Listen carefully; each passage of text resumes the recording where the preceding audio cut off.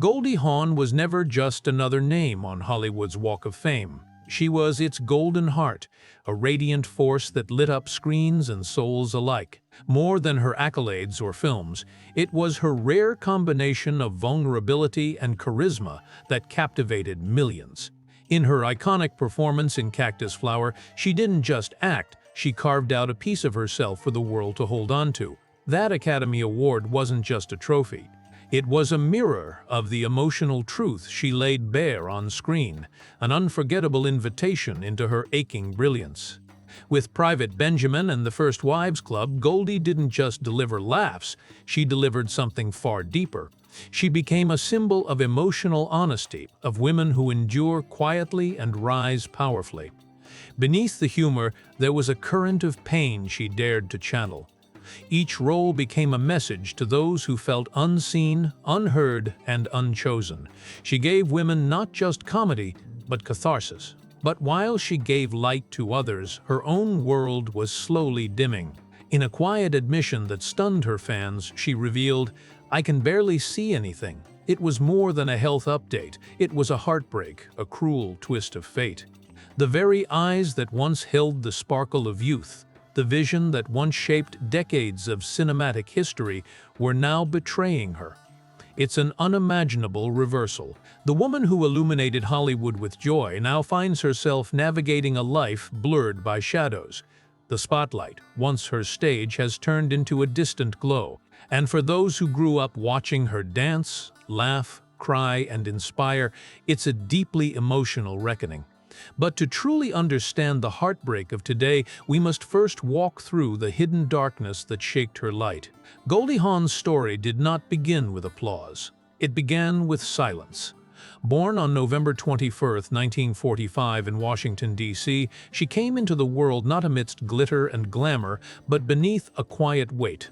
By the tender age of 5, anxiety had already wrapped itself around her like a tightening grip, pulling her into fear even as the world around her slept soundly.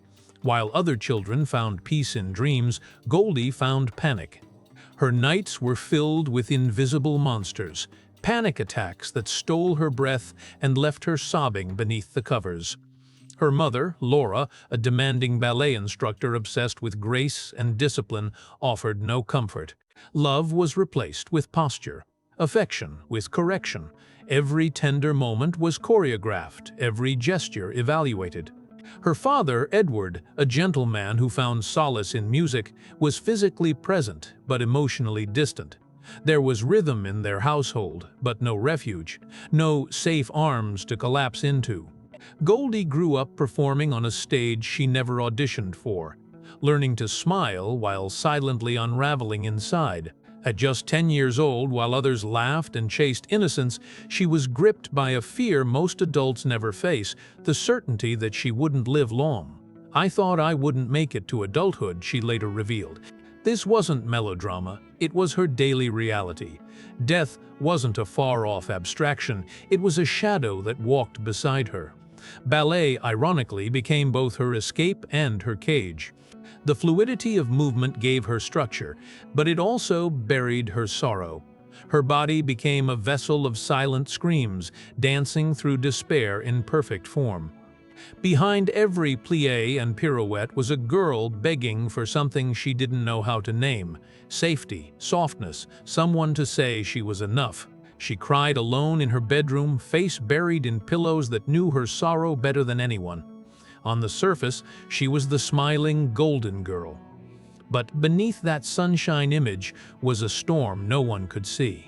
She would later describe her famous laugh not as joy but as protection. "I laughed to keep from crying." It wasn't just a phrase, it was survival. Her charm was armor, her smile a shield. What she endured wasn't a tender coming of age. It was the forging of a survivor. Every anxiety attack, every lonely night, every ignored cry was fuel for a resilience the world would later mistake for effortless joy. Even as a child, curled in bed, heart racing with dread, something inside her refused to be extinguished. A flicker, a quiet fire that would one day burn bright enough to change the world. But leaving childhood didn't leave the pain behind. It followed her, morphing into new shapes, whispering louder as the stakes grew higher. At 18, she stepped away from the only life she knew and arrived in New York City with a dream and a suitcase. But dreams don't always soften the blow of reality. The city did not greet her with open arms. It chewed her up and left her trembling on street corners, broke, alone, and unsure if she had made the biggest mistake of her life. She found brief shelter with a former teacher, a momentary reprieve in a city that didn't care. But still, she clung to dance like a lifeline, enrolling in the prestigious Martha Graham School. There, under the gaze of one of modern dance's harshest legends, she was broken and rebuilt, muscle by muscle, sob by sob. Every day was a test of her worth. Every correction a reminder that she wasn't enough, not yet. Then, in an unplanned, almost accidental moment, a talent scout noticed her. There was something raw in her presence, a kind of magic that couldn't be taught. That flicker of genius landed her on Rowan and Martin's laugh. In what felt like a blink, Goldie Hawn became a household name. But success didn't silence her demons. In fact, it amplified them. The lights grew brighter, the pressure suffocating. Her childhood fears evolved into full-blown panic before performances. Her hands would go numb. Her chest would tighten. She thought she would collapse before ever stepping onto the stage. And yet no one knew. All they saw was the sparkle, the laugh, the wide-eyed innocence. But behind closed doors, Goldie would cry in silence, struggling to breathe beneath the expectations. "I couldn't handle it," she admitted years later. "I'd cry before every show." Fame had become a golden prison, beautiful from the outside but hollow and cold within. The very thing the world celebrated was tearing her apart. But Goldie did what she always did. She pushed through. She kept smiling. She kept giving. She kept surviving. By the time Goldie Hawn took home the Oscar for Cactus Flower in 1969, the world had labeled her the next big thing. The wide-eyed girl with the infectious laugh and dazzling screen presence was no longer a rising star. She was the star. But inside, that very success was starting to feel like a weight too heavy to carry. At just 24 years old, she found herself swept into the violent currents of fame, trying to stay afloat in an industry that celebrates novelty and discards depth.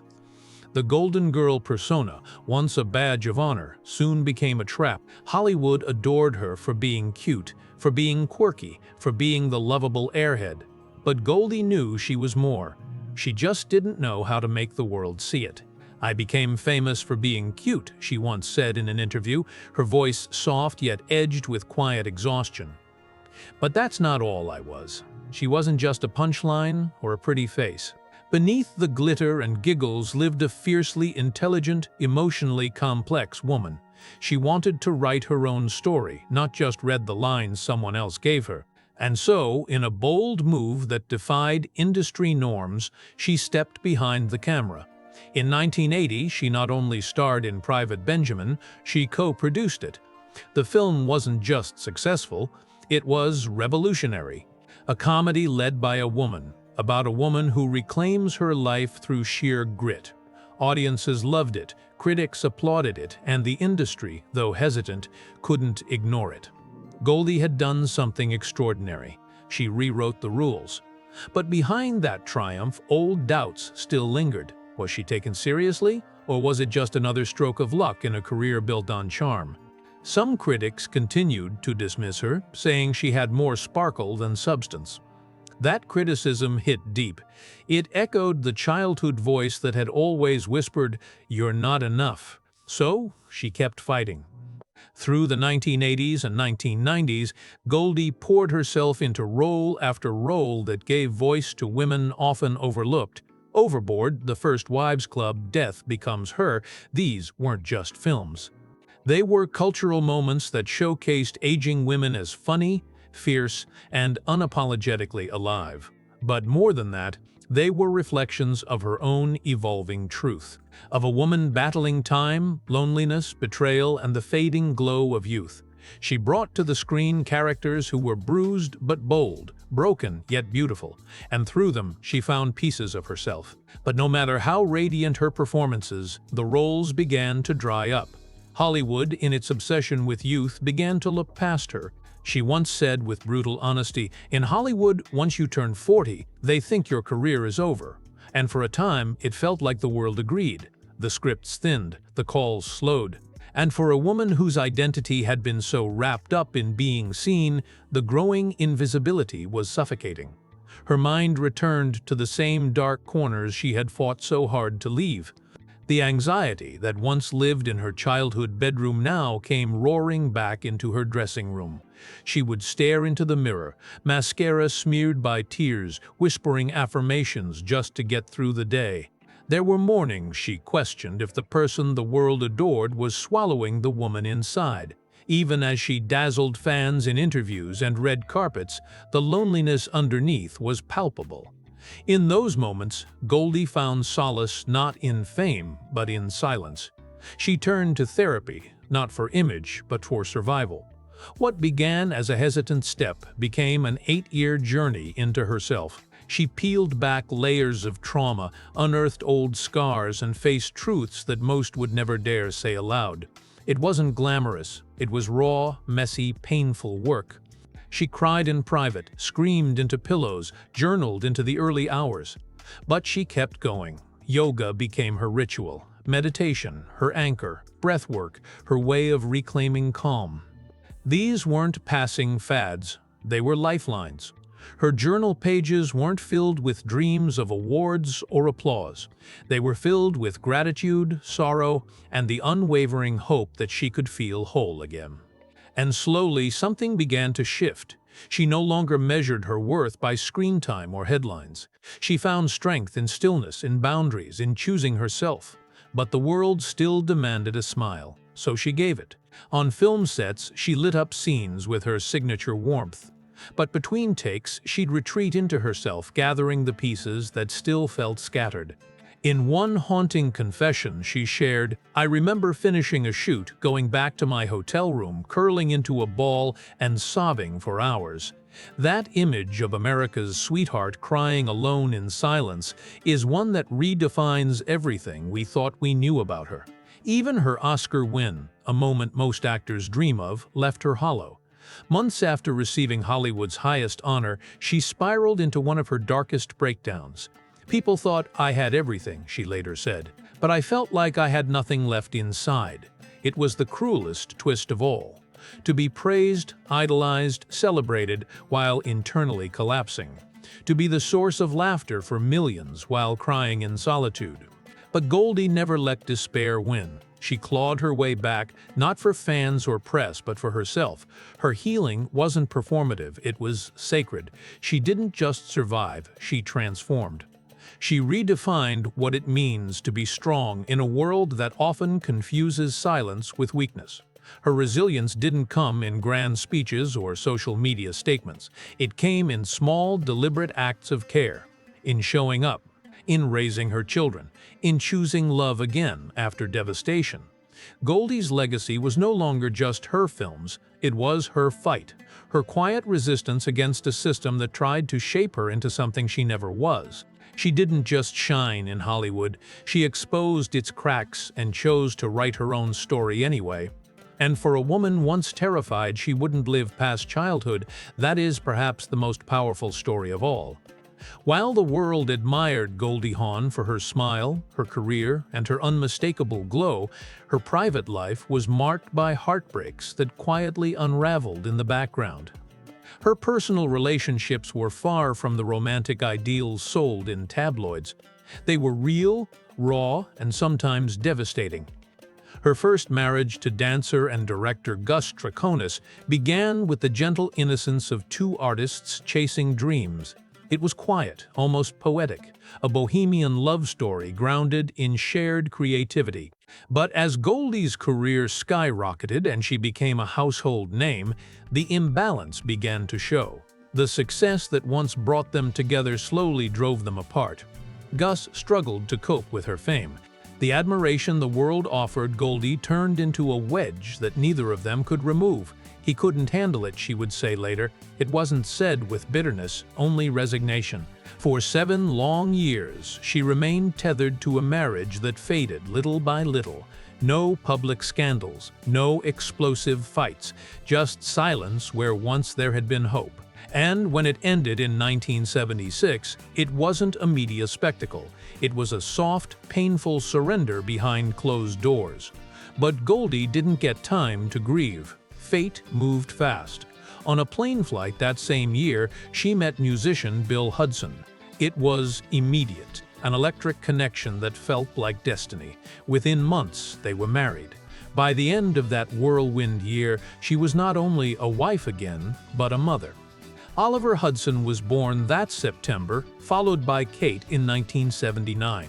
The world saw perfection. Hollywood's golden girl, a talented husband, two beautiful children, and smiles beaming from magazine covers. But behind the flashbulbs, history began to echo. As her fame grew, Bill's admiration turned into resentment. Tensions rose. The connection that had once felt like fate began to fracture under the weight of unmet expectations and miscommunication. He accused her of things she denied, like wanting an open marriage. The hurt from those accusations lingered. Silence replaced laughter, and by 1980, the foundation cracked beyond repair. Their divorce in 1982 wasn't the true tragedy. The real heartbreak came after. Bill distanced himself from the children, moving on to another marriage, another life. Birthdays passed with no phone calls. Holidays came and went without the sound of his voice. And Goldie, now a single mother at 37, was left to pick up the emotional pieces, not just for herself, but for her kids. She tried to shield Oliver and Kate from the absence, but some wounds speak louder than words. In 2015, Oliver posted a searing message on Father's Day, Happy Abandonment Day. It wasn't meant to be petty, it was a release of decades of sorrow. Bill, in turn, publicly disowned both Oliver and Kate. "They are no longer my children," he said. The fracture was complete. Goldie never responded publicly, not out of weakness but strength. Her silence wasn't empty, it was dignified. She chose not to fan the flames, but instead held her children tighter. Kate would later describe her mom as her true parent, the one who never left. She referred to Bill simply as her biological father. Her voice filled with the ache of a child who had waited too long for love that never arrived. The real cost of Goldie's second marriage wasn't her own heartbreak. It was watching her children carry the pain of being left behind. She had always promised herself she would give them what she never had: safety, stability, someone who stayed. But the universe, once again, had other plans. Still, she endured. She raised Oliver and Kate with relentless devotion, often putting her own needs second. She turned the ruins of broken relationships into the foundation of an unshakable family. She didn't just love her children, she fought for them, protected them, inspired them. But amid that strength, she still longed for love. What followed were years of near misses and almost loves. In the late 1970s, rumors linked her to Warren Beatty Hollywood royalty, dangerously charming and intensely intelligent. The chemistry between them was undeniable. Goldie admitted as much. But the timing was toxic. Still married to Bill, Goldie found herself torn between guilt, longing, and confusion. It wasn't a scandal. It was a quiet, aching search for connection during one of the loneliest periods of her life. Her relationship with French actor Yves Renier brought a flicker of peace. He wasn't flashy or famous. He was grounded, calm. He'd help put Kate to bed, carry Oliver on his shoulders, do the things Goldie had always hoped a partner would do. But even that, so gentle and promising, didn't last. Old wounds resurfaced, trust frayed. And another chapter closed. She sought solace in Victor Dre, a charismatic entrepreneur who brought sparkle but not substance. Then came Burt Reynolds, whose warmth and humor offered a brief, healing breath. Goldie later said Burt reminded her how to laugh when she had forgotten how. Their relationship didn't crash, it just faded. Timing, not feeling, was the villain. Through these relationships, she learned not about others, but about herself. Each one mirrored her fears, her desires, and her quiet ache for something real. But real, she would learn, wasn't found in red carpets or romantic headlines. Real was something else entirely. And in 1983, Real finally arrived. On the set of Swing Shift, Goldie reunited with Kurt Russell. They had first met in 1968, barely more than strangers back then. But now, 15 years later, something clicked. Kurt wasn't a fantasy. He was solid, steady. He didn't chase her spotlight. He embraced her shadows. Their first date was simple, dancing and honesty. No grandeur, just two people seeing each other clearly.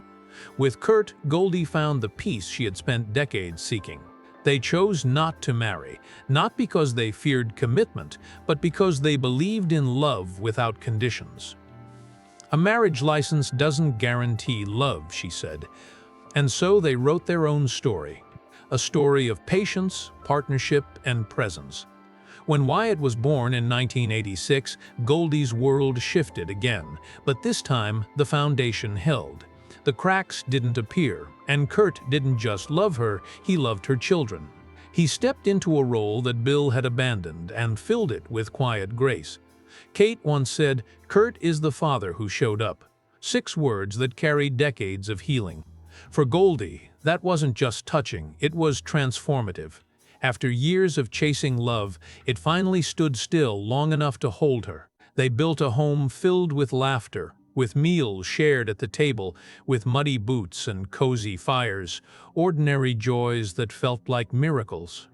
Their chemistry on screen in Overboard was magic, but off-screen it was something even deeper. It was safety, it was endurance, it was real. For more than 4 decades, they have defied the odds. Hollywood rumors came and went, but they remained. When asked what the secret was, Goldie once said, "Staying together is about not walking out." That sentiment carried the weight of her entire life. A father who had been distant, husbands who had disappeared, lovers who had faded, and then Kurt, the man who stayed, who showed up, who didn't run. That simple act changed everything, for her, for Oliver, for Kate, and for Wyatt. In Kurt, she didn't just find a partner, she found the missing piece, the steady flame she had searched for her entire life. Not the kind that dazzles and burns out, but the kind that warms a home. By the late 1980s and into the early 1990s, Goldie Hawn had transcended her identity as a movie star. She was no longer just a face on the screen. She was a force, a mother, a producer, a cultural icon. But beyond the public perception, she was also a woman quietly fighting for inner peace, still haunted by the ghosts of her past and the weight of a fame that had never truly brought her calm. She lived in beautiful homes, gave interviews filled with wit and charm, and raised her children with unwavering devotion. But even in those moments of domestic stability and creative success, the pain never fully disappeared.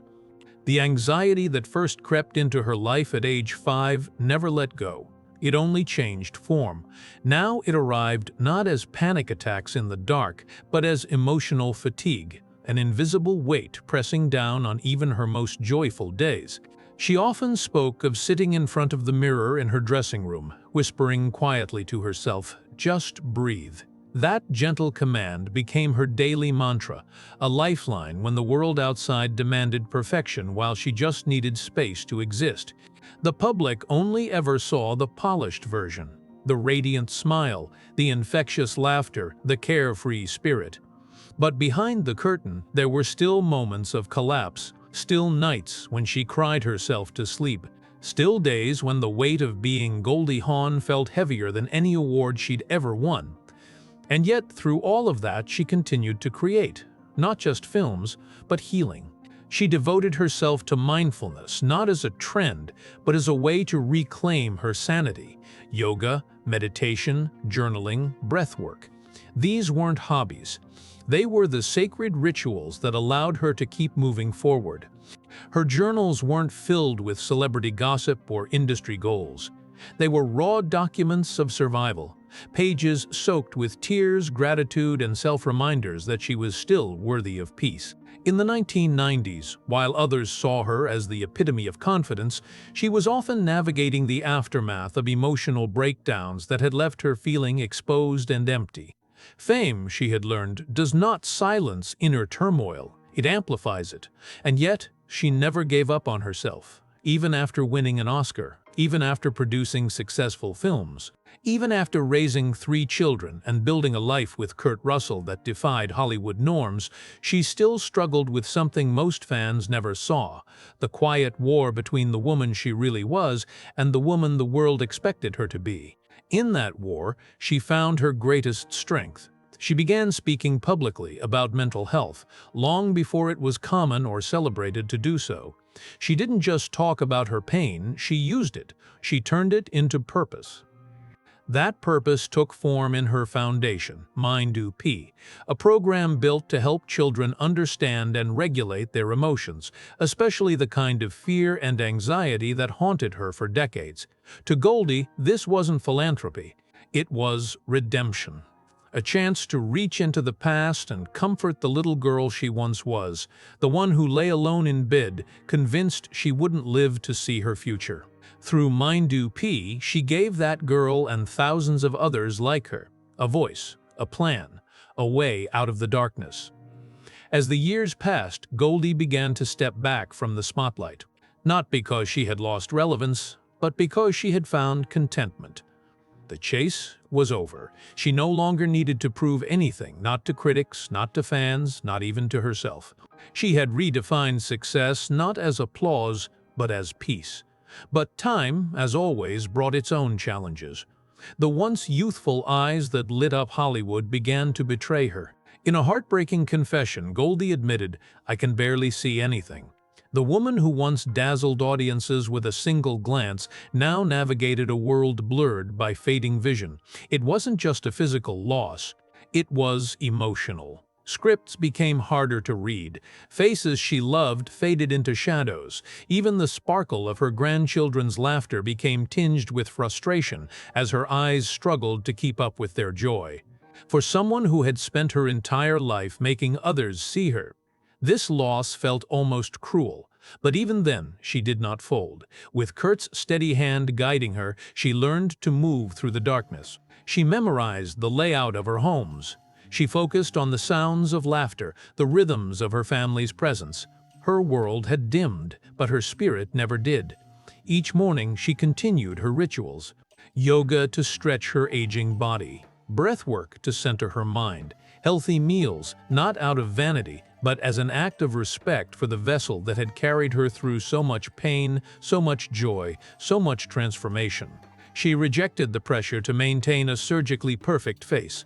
"True beauty comes from joy," she said, and in her lined, luminous face, that truth lives. Every wrinkle, every soft crease is a story, a reminder of the life she lived on her own terms. And while she no longer headlines blockbuster films, she still appears gracefully alongside Kurt, or with Kate, or when her foundation calls.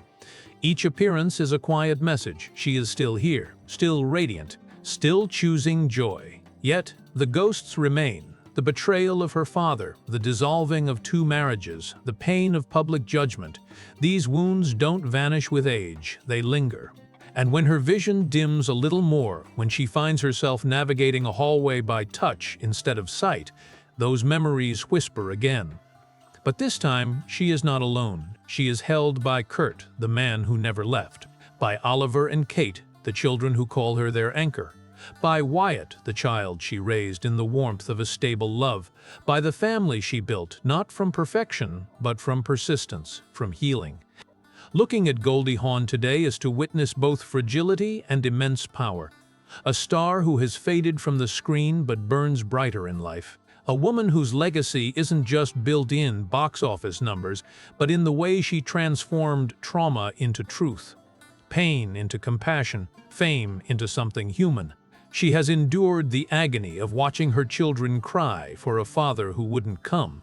She has walked through the fire of being judged, dismissed, mocked, and come out, not just whole, but wise. At 80, she walks not with fame as her crown, but with grace as her shield, because her story was never about being adored.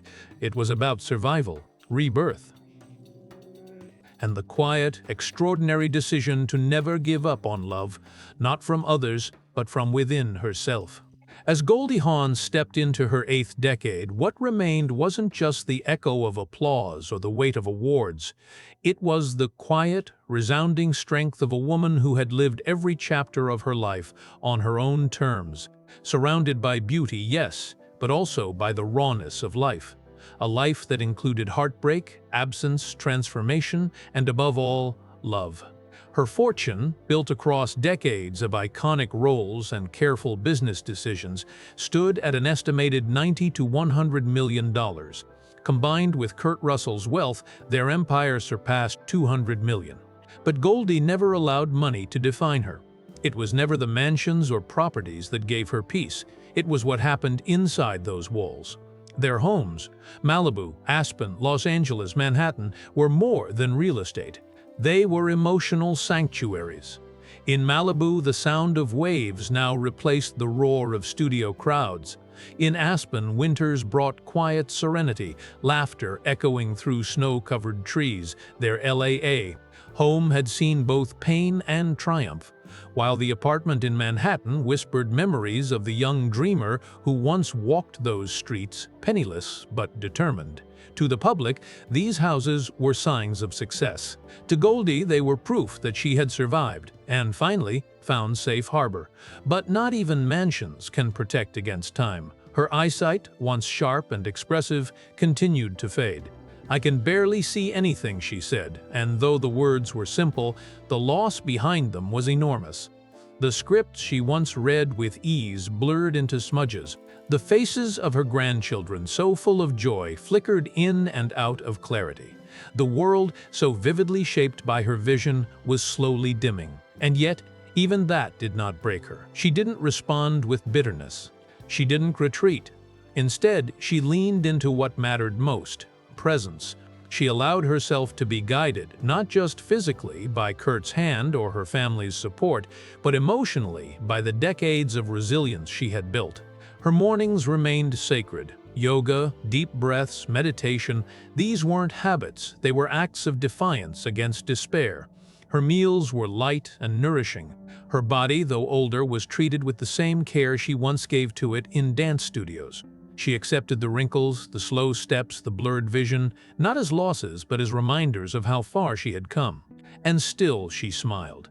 Not the smile of Hollywood, not the manufactured brightness once required by directors or cameras, but a real, grounded smile, one born from survival, from love, from truth. Goldie no longer needed to prove anything. She had raised 3 children into confident, grounded adults. Kate Hudson, in particular, had become a star in her own right, a testament to Goldie's strength not just as a performer, but as a mother. Oliver, once wounded by abandonment, found healing in the stability Goldie and Kurt provided. Wyatt, her son with Kurt, grew up knowing a kind of love she had never known as a child, consistent, calm, unconditional. Her family didn't just surround her, they were her legacy. When she walked into a room now, it wasn't fame that turned heads, it was the gravity of a life fully lived. And it was never more evident than in the way her children looked at her. With reverence, with gratitude, with love. She wasn't perfect. She had made mistakes, chosen wrong men, trusted people who failed her, laughed through pain, and smiled through breakdowns.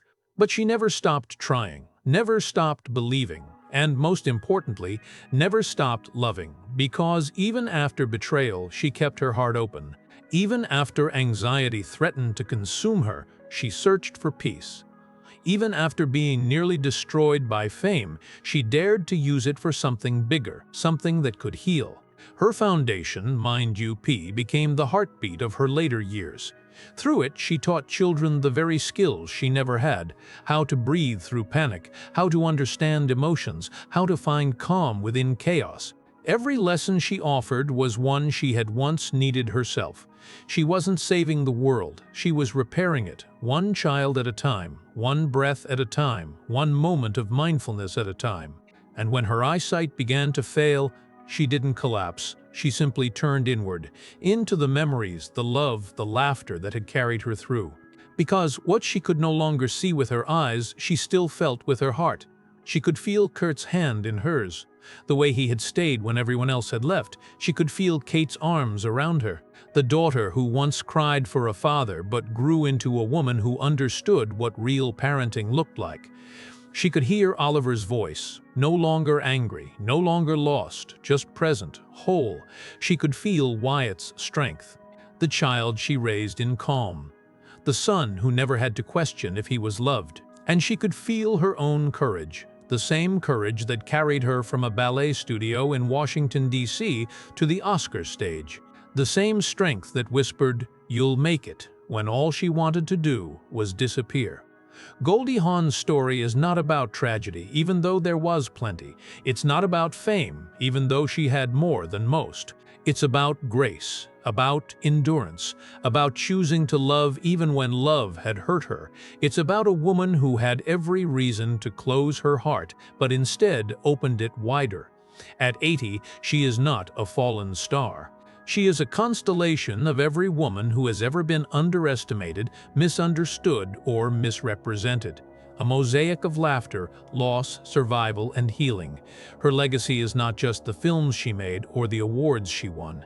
It's the family she built, the children she nurtured, the man who stayed, the resilience she modeled, the light she never stopped giving. And that may be the most beautiful part of her entire journey. That even after all the darkness, she still chose light. Even after all the silence, she still chose love. And even after all the pain, she still chose to smile and mean it.